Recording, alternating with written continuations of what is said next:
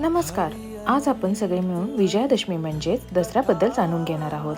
हा सण आनंद, एकता आणि विजयाचे प्रतीक मानला जातो. चला तर जाणून घेऊया दसऱ्याचे महत्त्व, इतिहास आणि परंपरा. दसऱ्याचे महत्त्व. दसरा हा विजयाचा सण आहे. या दिवशी श्रीरामाने रावणाचा वध करून अन्यायावर न्यायाचा विजय मिळवला. वर विजय मिळवून देवी दुर्गेने धर्माची स्थापना केली. दसऱ्याच्या दिवशी सत्य असत्यावर, चांगुलपणा वाईटावर विजय मिळवतो असे मानले जाते. दसऱ्याची परंपरा. आपट्याची पाने देणे म्हणजे सोने देणे. या दिवशी लोक एकमेकांना आपट्याची पाने देतात आणि सोनं घ्या सोन्यासारखं राहा असे म्हणतात. याचा अर्थ आनंद, मैत्री आणि समृद्धी शेअर करणे असा होतो. शस्त्रपूजन. योद्धे आणि काम करणारे लोक आपल्या साधनांची पूजा करतात, कारण साधन म्हणजे आपली ताकद आणि श्रमाचा सन्मान.